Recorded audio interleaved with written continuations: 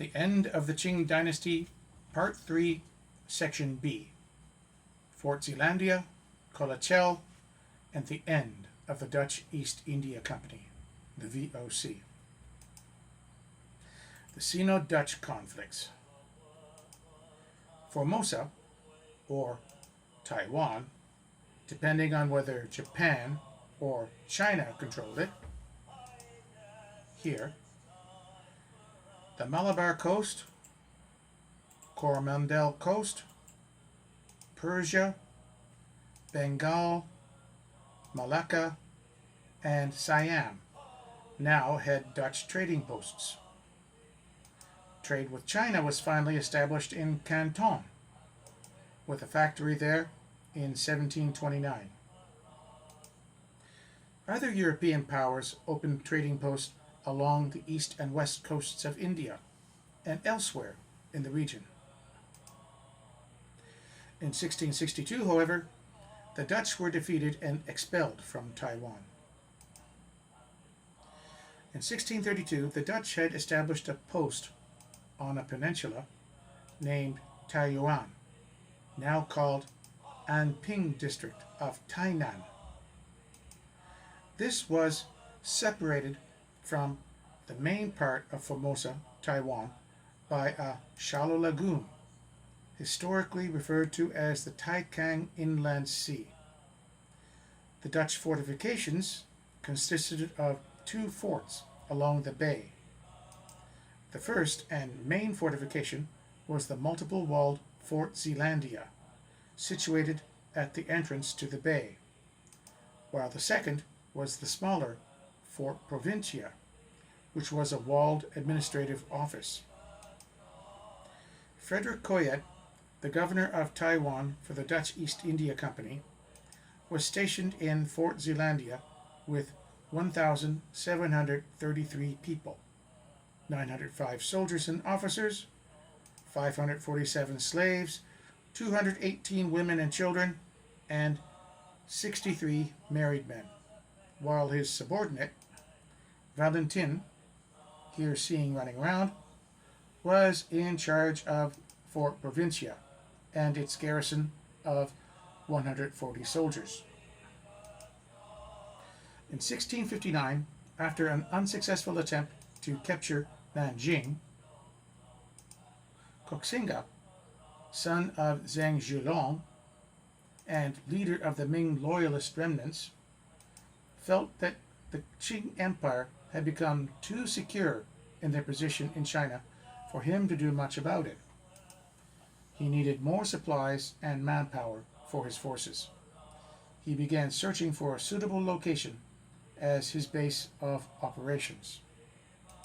Soon, a Chinese man named He Bin, who was working for the Dutch East India Company in Formosa, Taiwan, fled to Koxinga's base in Xiamen and provided him with a map of Taiwan. Koxinga's invasion. On March 23, 1661, Koxinga's fleet set sail from Kinmen, now called Quemoy, with hundreds of junks of various sizes, with roughly 25,000 soldiers and sailors aboard. They arrived at Penghu the next day. On March 30th, a small garrison was left at Penghu while the main body of the fleet left and arrived at Taiyuan on April 2nd. On Boksamboy Island in the Bay of Taiwan, unrelated to the main siege, 2,000 Chinese attacked 240 Dutch musketeers and routed them. After passing through a shallow waterway unknown to the Dutch, they landed at the Bay of Lachemous. 3 Dutch ships attacked the Chinese junks and destroyed several until their main warship, the Hector, exploded due to a cannon firing near its gunpowder supply. The remaining 2 ships consisted of a yacht and a lesser warship, which were unable to keep Koxinga from controlling the waters around Taiwan. No further opposition was, for the time, encountered. The remainder of Koxinga's men were safely landed and built earthworks overlooking the plain. This is a quote from Governor Coyette. Some were armed with bows and arrows hanging down their backs. Others had nothing save a shield on the left arm and a good sword in the right hand, while many wielded with both hands a formidable battle sword fixed to a stick half the length of a man. Everyone was protected over the upper part of the body with a coat of iron scales, fitting below one another like the slates of a roof. The arms and legs, being left bare, afforded complete protection from rifle bullets and yet left ample freedom to move, as those coats only reached down to the knees and were very flexible at all the joints. The archers formed Koxinga's best troops, and much depended on them, for even at a distance they contrived to handle their weapons with so great skill that they very nearly eclipsed the riflemen. The shield bearers were used instead of cavalry. Every 10th man of them is a leader, who takes charge of and presses his men on to force themselves into the ranks of the enemy. With bent heads and their bodies hidden behind the shields, they try to break through the opposing army with such fury and dauntless courage as if each one had still a spare body left at home. They continually press onwards, notwithstanding many are shot down, not stopping to consider, but ever rushing forward like mad dogs, not even looking round to see whether they are followed by their comrades or not. Those with the sword sticks, called soap knives by the Hollanders, render the same service as our lancers in preventing all breaking through of the enemy, and in this way establishing perfect order in the ranks. But when the enemy has been thrown into disorder, the sword bearers follow up with fearful massacre amongst the fugitives. Koxinga was abundantly provided with cannons and ammunition. He had also 2 companies of black boys. Many of them had been Portuguese slaves, and perhaps a few were Dutch slaves, and had learned the use of the rifle and musket arms. These caused much harm during the war in Formosa. The latter outrageously marched in rows of 12 men towards the enemy, and when they came near enough, they charged by firing 3 uniformly. The enemy, not less brave, discharged so great a storm of arrows that they seemed to darken the sky. From both sides, some few fell hors de combat, but still the Chinese were not going to run away, as imagined. The Dutch troops now noticed the separated Chinese squadron, which came to surprise them from the rear, and seeing that those in front stubbornly held their ground, it now became a case of sero sapient virgis. They now discovered that they had been too confident of the weakness of their enemy, and had not anticipated such resistance. If they were courageous before the battle, seeking to emulate the actions of Gideon, fear now took the place of their courage, and many of them threw down their rifles without even discharging them at the enemy. Indeed, they took to their heels with shameful haste, leaving their brave comrades and valiant captain in the lurch. Pedro, judging that it would be the veriest folly to withstand such overwhelming numbers, wished to close together and retreat in good order, but his soldiers would not listen to him. Fear had the upper hand, and life was dear to them. Each therefore sought to save himself. The Chinese saw the disorder and attacked more vigorously, cutting down all before them.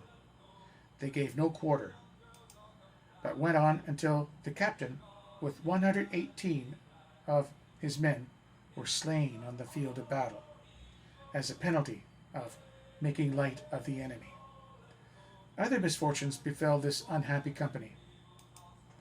A large number of the rifles in possession of our troops were left behind.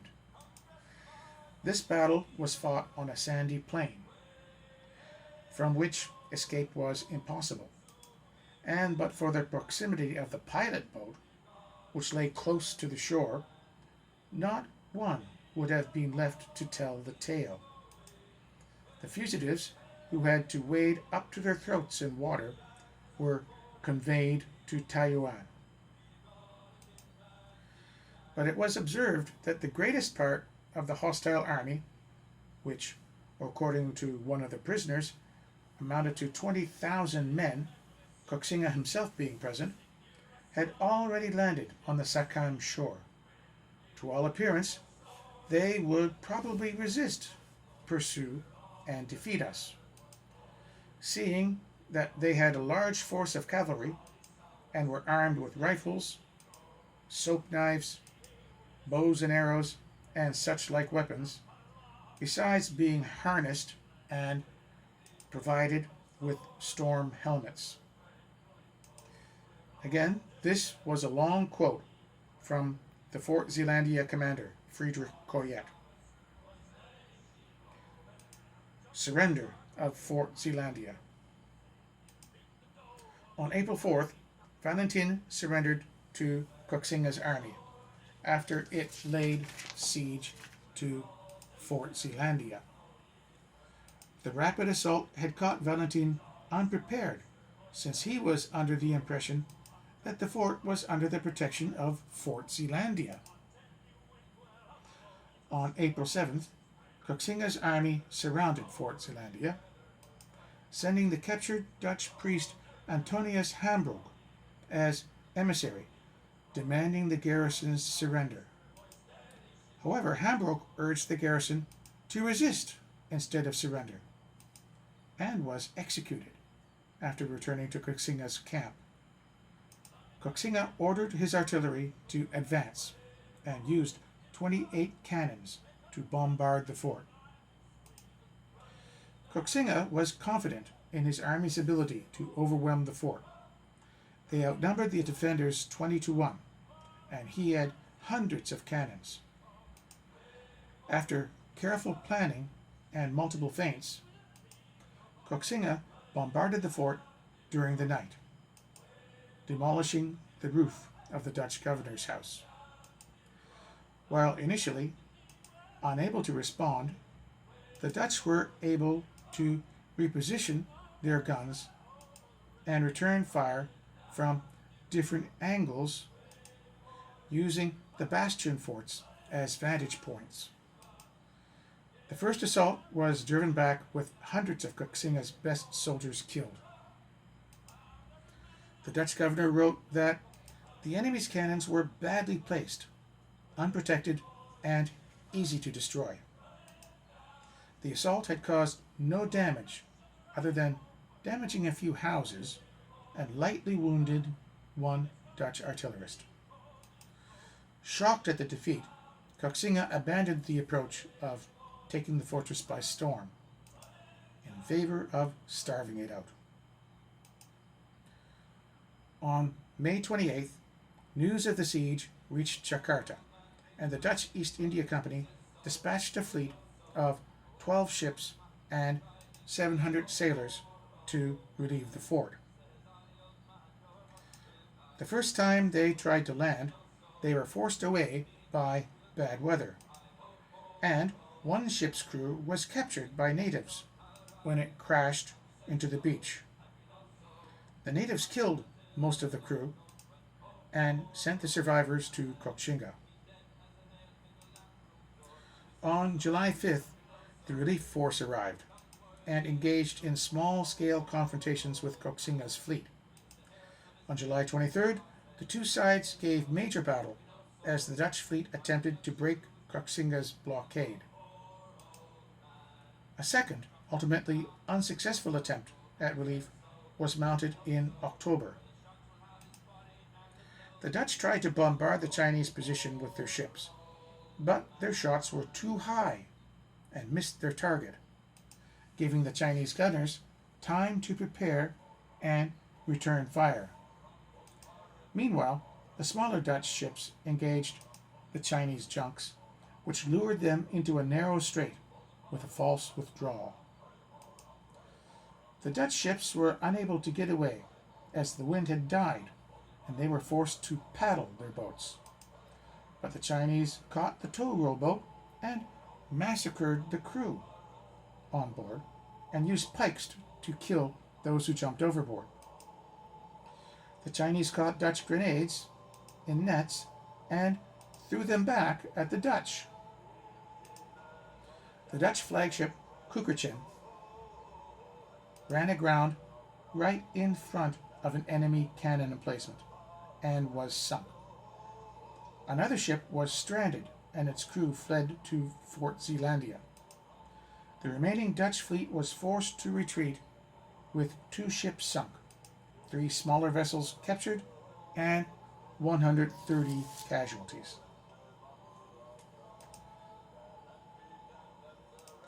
Koyet remarked on the accuracy of the Chinese cannon bombardment this time against the Dutch gun emplacements on the fort.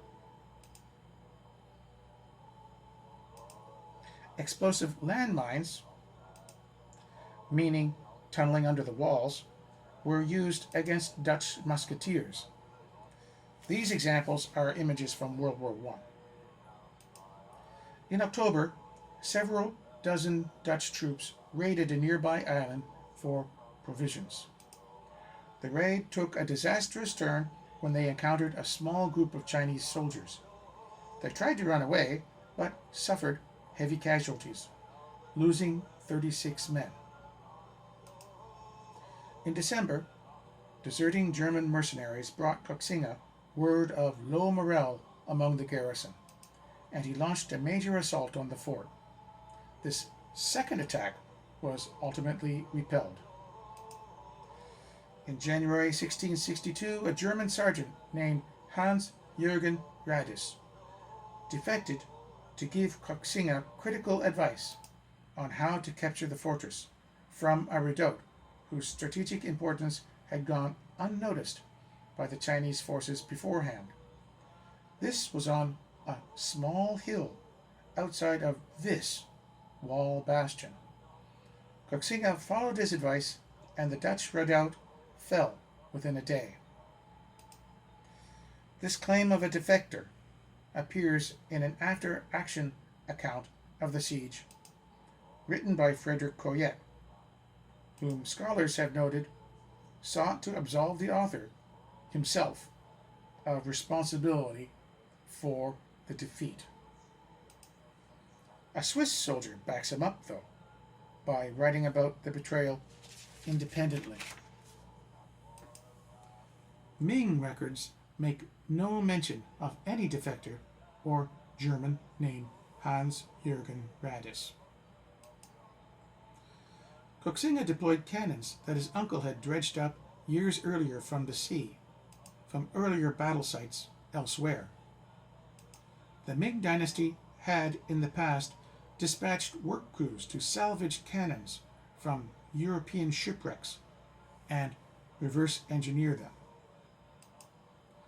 On January 12, 1662, Koxinga's fleet initiated another bombardment, while the ground force prepared to assault the fort.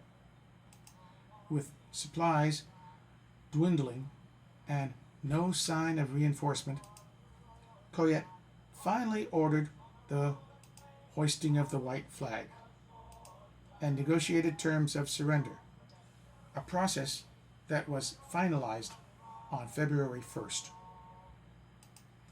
On the 9th of February, The remaining Dutch East India Company personnel left Taiwan. All were allowed to take with them their personal belongings, as well as provisions sufficient for them to reach the nearest Dutch settlement. Torture. Torture was used by both sides in this war. One Dutch physician carried out a vivisection on a Chinese prisoner. The Chinese amputated the genitals, noses, ears, and limbs of Dutch prisoners while they were still alive and sent back the mutilated corpses and prisoners to the Dutch. In 1652, Chinese rebels had earlier cut the genitals, eyes, ears, and noses of Dutch people in the Guo-Huayi rebellion, which the Dutch won. The mouths of Dutch soldiers were filled with their amputated genitals by the Chinese, who also slammed nails into their bodies and amputated their noses, legs, and arms, and sent the bodies of these Dutch soldiers back to the fort. The Taiwanese indigenous people. The Taiwanese indigenous peoples, who were previously allied with the Dutch against the Chinese during the Guo-Huayi rebellion in 1652, turned against the Dutch during the siege. They defected to Koxinga's Chinese forces. The Aboriginals, or Formosans, of Xinkan defected to Koxinga after he offered them amnesty. They proceeded to work for the Chinese in executing captured Dutchmen. On May 17, 1661, the frontier or Aboriginals in the mountains and plains also surrendered and defected to the Chinese. They celebrated their freedom from compulsory education under the Dutch rule by hunting down Dutch colonists and beheading them, while destroying their Christian school textbooks. Koxinga came up with a plan to give oxen, farming tools, and teach farming techniques to the Taiwan Aboriginals. He gave them Ming gowns and caps, provided feasts for chieftains, and gifted tobacco to Aboriginals, who were gathered in crowds to meet and welcome him as he visited their villages after he defeated the Dutch. Aftermath. This is the peace treaty of 1662 between Dutch Governor Coyet and Koxinga. Dutch prisoners. During the siege of Fort Zeelandia, the Chinese took many Dutch prisoners. Among them, the Dutch missionary Antonius Hambroek and his wife, and 2 of their daughters. Koxinga sent Hambroek to Fort Zeelandia to persuade the garrison to surrender. If unsuccessful, Hambroek would be killed upon return. Hambroek went up to the fort, where 2 of his other daughters still remained, and urged the garrison to not surrender. He then went back to Koxinga's camp and was beheaded. Additionally, a rumor was spread among the Chinese that the Dutch were encouraging the native Taiwan or Aboriginals to kill Chinese. In retaliation, Koxinga ordered the mass execution of Dutch male prisoners, mostly by crucifixion, and some decapitation, with a few women and children also being killed. The remainder of the Dutch women and children were enslaved, with Koxinga taking Hambroek's teenage daughter as his concubine. She was described by the Dutch commander Kau as a very sweet and pleasing maiden, while other Dutch women were sold to Chinese soldiers to become their secondary wives or mistresses. The daily journal of the Dutch fort recorded that The best were reserved for the use of the commanders, and the rest were sold to the common soldiers. Happy was she that fell to the lot of an unmarried man, being thereby freed from vexations by the Chinese women, who are very jealous of their husbands. The Chinese took Dutch women as slave concubines and wives, and they were never freed. In 1684, some were reported as still living. In Quemoy, a Dutch merchant was contacted with an arrangement to release the prisoners, which was proposed by one of Koxinga's sons, but it came to nothing. The Chinese taking Dutch women as concubines was featured in Johannes Norms's play Antonius Hambroek of de Belegerung van Formosa, or Antonius Hambroek, or the Siege of Formosa. This documented European anxieties at the fate of the Dutch women and defeat by non-Europeans. Later Ming-Dutch encounters. In 1661, 3 Dutch ships fought 60 Chinese junks and held off the boarding attempt of hundreds of Chinese. However, a Dutch cannoneer allowed a spark into the powder room, blowing the ship to bits. This was already described in the early stages of the battle for Formosa, Taiwan. In 1663, the Dutch allied with the Qing Dynasty against the Zheng forces. In 1663, 15 Dutch ships scattered a Zheng fleet of several hundred junks. The Dutch wanted revenge for what the Ming Chinese did to them on Formosa, Taiwan. They looted relics and killed monks after attacking a Buddhist complex at Putosham on the Zhoushan Islands in 1665 during their war against Koxinga's son, Zhen Jing. It was still relatively nothing compared to what was done to the Dutch.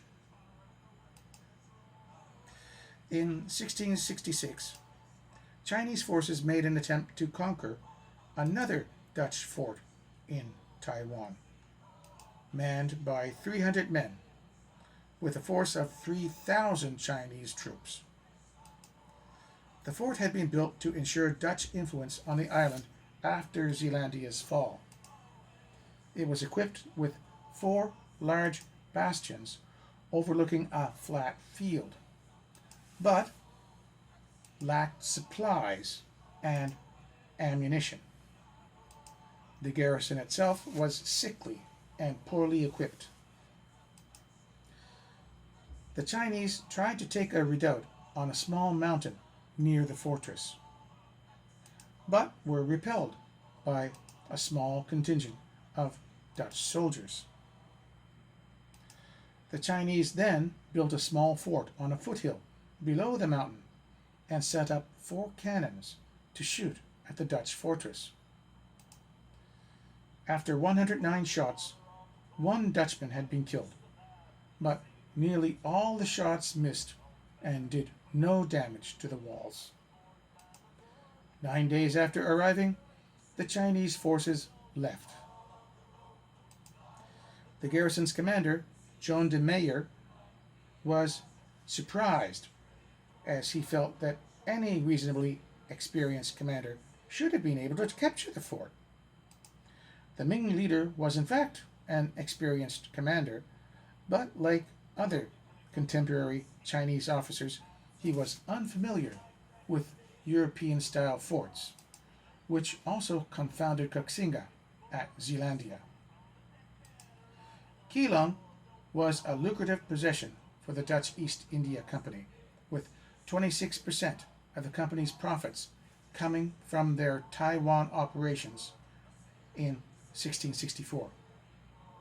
The Dutch held out at Keelung until 1668, when Aborigine resistance, likely incited by Zheng Jing, and the lack of progress in retaking any other parts of the island, persuaded the colonial authorities to abandon this final stronghold and withdraw from Taiwan altogether.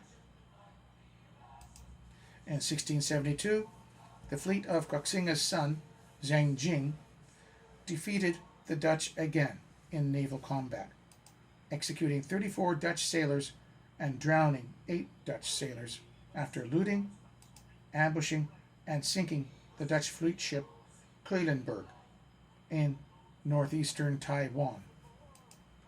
21 Dutch sailors escaped to Japan. The ship was heading from Nagasaki to Batavia on a trade mission. The fall of Fort Zeelandia caused problems with the trade to China. In 1663, the Dutch made the Painan Treaty with several rebelling local lords in Sumatra against the Sultanate, giving them trade rights to Aceh. By 1669, the VOC was the richest private company the world had ever seen before. It had more than 150 merchant ships, 40 warships, 50,000 employees, a private army of 10,000 soldiers, and a dividend payment of 40% on the original investment. It was the time of the Dutch trade hegemony. If you wanted to ship anything in the world around to anywhere else, you probably had to put it on a Dutch ship. The Dutch had about 1,600 ships altogether. The English had, in total, about 400 trade ships. Many VOC people intermixed with the people of their areas and made a great expansion in the population of the Indies. Most Indonesians in the Dutch areas today have Dutch ancestors and relatives. Around 1670, two things happened to cause the VOC to stall. The trade began to decline. The fall of Fort Zeelandia, with the change from Ming to the Qing Dynasty, messing up and bringing an end to the silk trade after 1666. The Mughals replaced the Chinese silk with their own, though. The shogunate made new rules to limit the export of Japanese silver and gold. This limited the VOC trade opportunities and made Japan no longer the most important part of the inter-Asian trade by 1685. The Third Anglo-Dutch War broke out from 1672 to 1674. This temporarily halted VOC trade with Europe. This caused the price of pepper to go up very much in Europe. This made the English East India Company want to get into the pepper trade after 1672. The VOC, before this, made a slight oversupply of pepper to keep the prices down and make it not worth it for other people to get involved. With the English getting involved, a price war started. The VOC flooded the market with pepper and waited for the English trade to collapse. The English company's stock did collapse, and the company came close to bankruptcy, and its president was temporarily fired. The French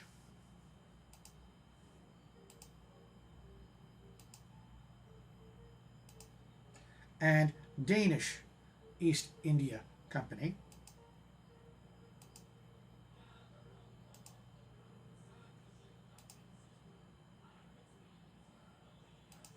were also trying to get in on the trade. To stop them, the VOC closed the pepper sales on Banten in 1684.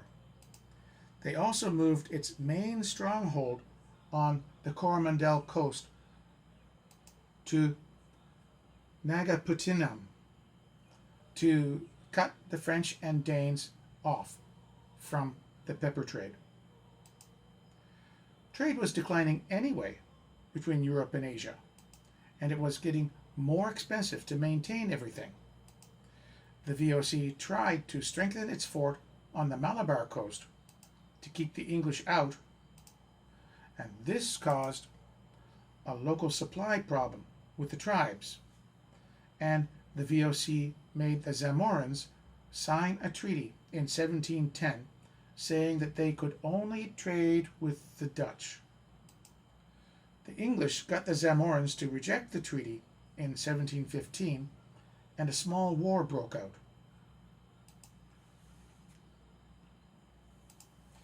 The English and French still traded, and in 1721 the Dutch gave up the monopoly on the Malabar spice trade.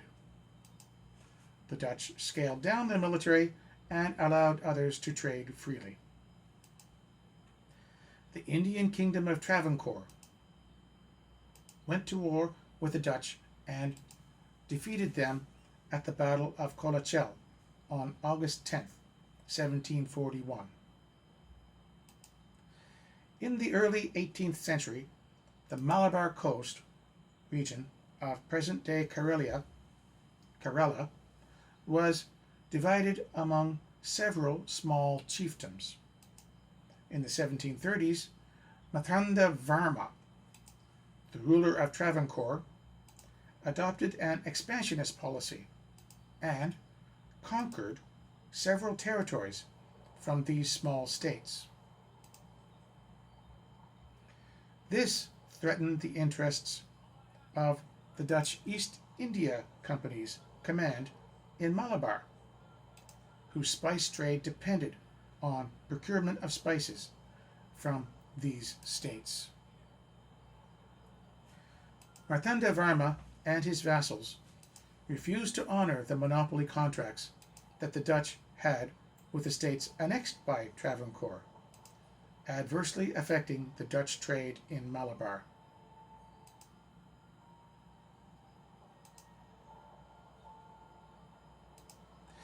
In January 1739, Gustav Wilhelm von Imhoff, the Dutch governor of Ceylon, visited Kochi, and in a July report he recommended military action to save the Dutch business in Malabar.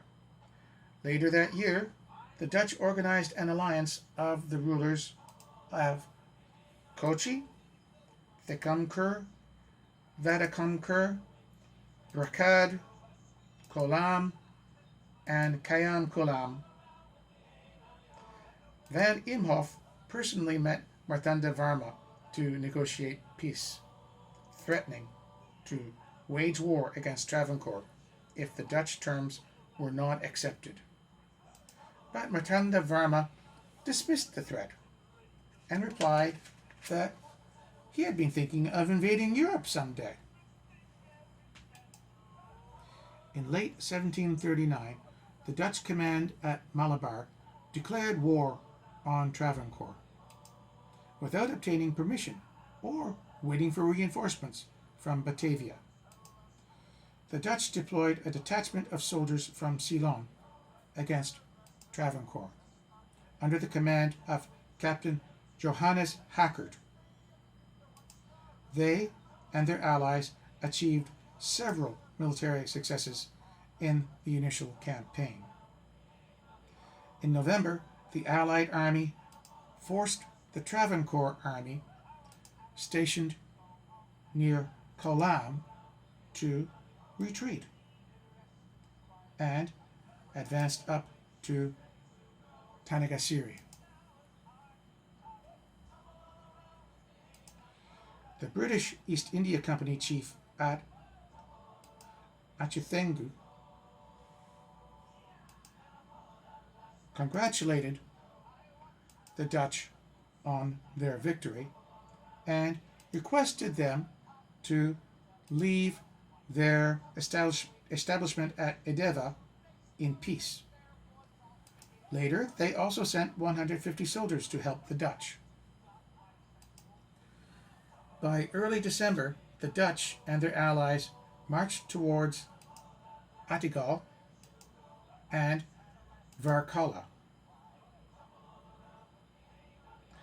When the Travancore army withdrew to check an invasion by Chanda Sahib of Arcot in the south, the Allies achieved further military successes.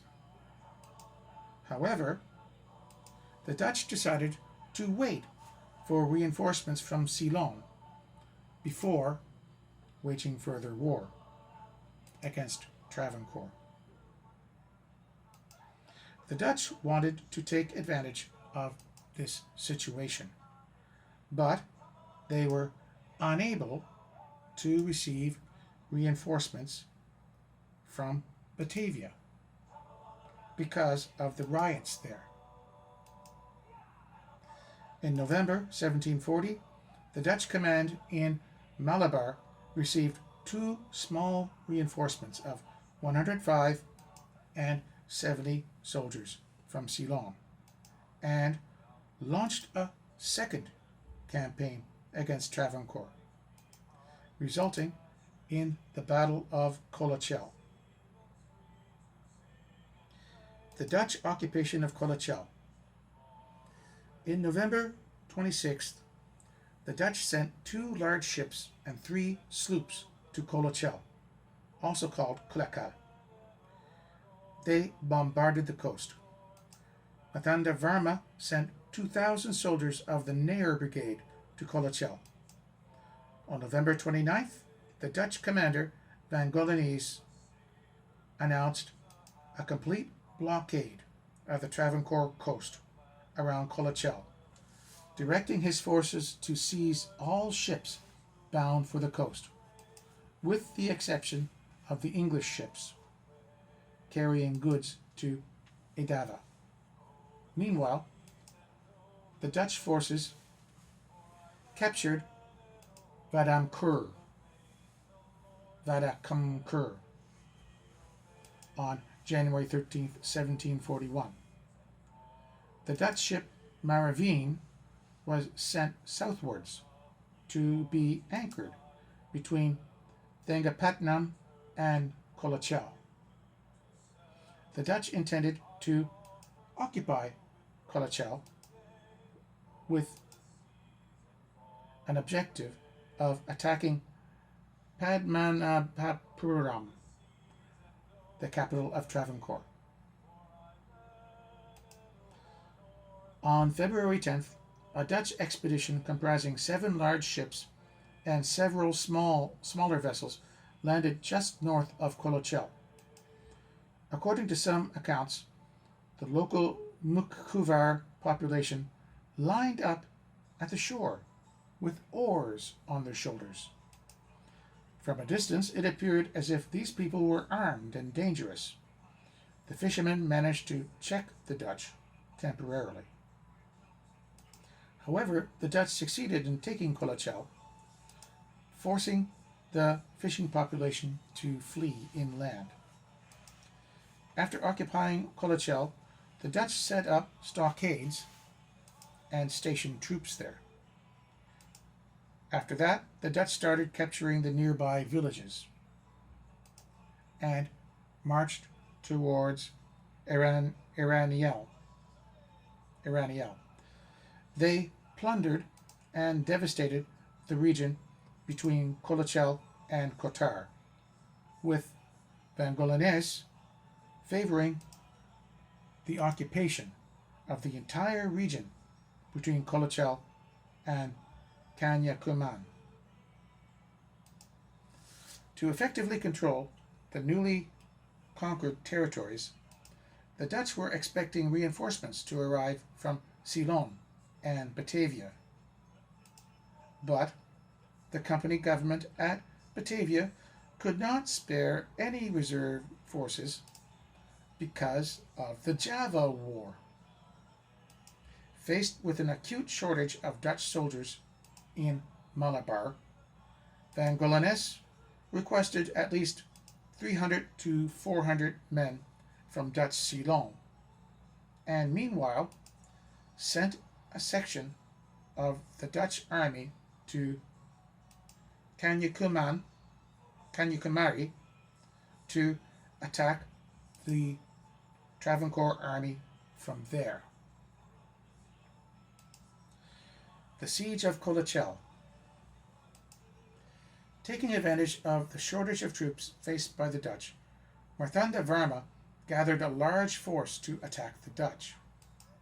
His patrol boats cut off supplies to the Dutch garrison from the sea, and his forces also imposed a blockade on the land side. On May 27th, he worshipped at the Adlikeseva Perumal temple at Thiruvattar, consecrated his sword there, and marched to Kolachel. The Travancore army did not have any siege equipment, and therefore Marthanda Varma intended to simply starve the Dutch garrison out. His army, which outnumbered the Dutch force at Kolachel, encircled the Dutch entrenchments from all sides. The Dutch troops at Kolachel numbered around 400, of which only around 150 were European, while the Travancore army had 12,000 to 15,000 soldiers. Although Marthanda Varma suffered heavy losses of men and money, he did not withdraw the siege. Besides the blockade imposed by the Travancore forces, the adverse wind, floods, and rough sea also prevented the Dutch from supplying ammunition and provisions to Kolachel. The heavy rains made it hard for them to keep their powder dry and made their weapons unusable.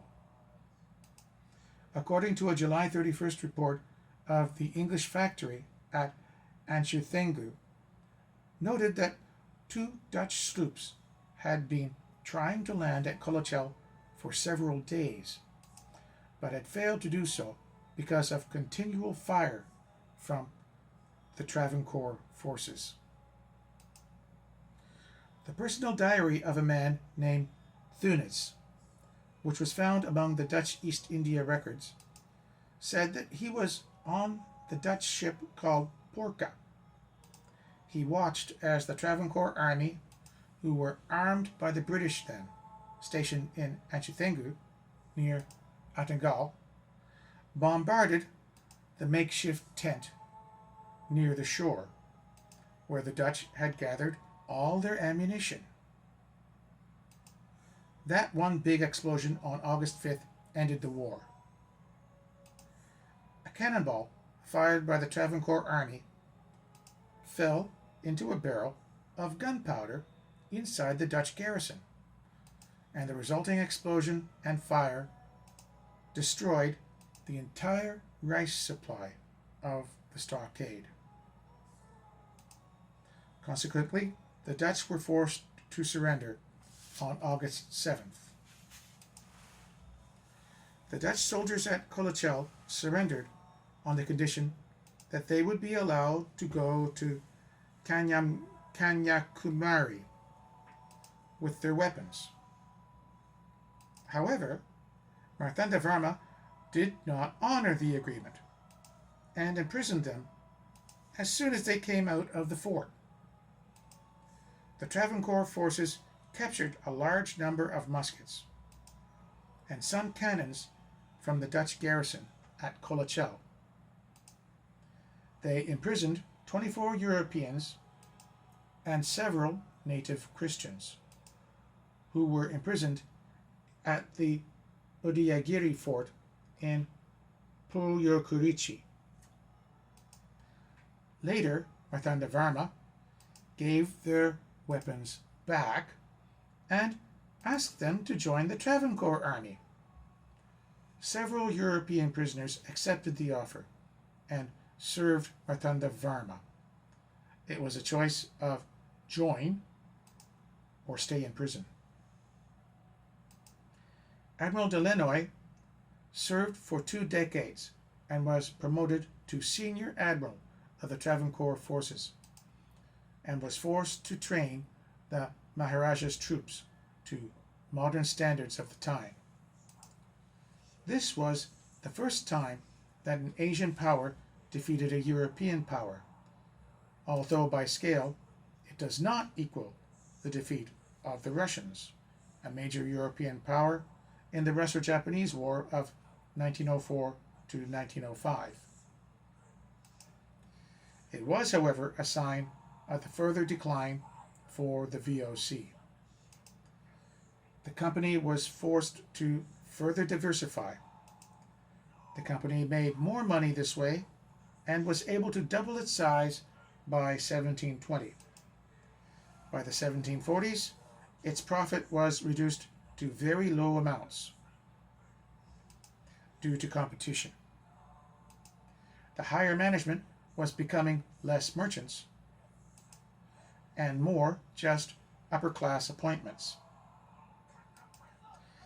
The VOC had its golden age from 1630 to 1670. Then there was the expansion age from 1680 to 1730. After 1730, the VOC went into a profitless growth stage.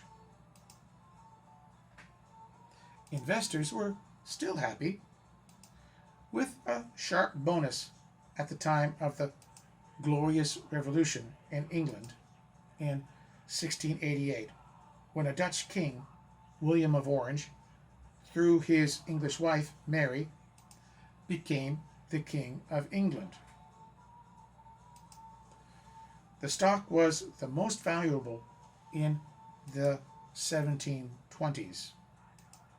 After 1730, the stock began to decline. In 1740, there were rumors of the possible deportation of the sugar plantation gangs in Indonesia as sugar prices declined. They rioted, and the Dutch started searching for weapons. A house was burned down accidentally, and military and impoverished citizens started murdering the Chinese community. The massacre was so serious that the board of the VOC in Holland began an investigation into the VOC headquarters in Batavia for the first time in its history.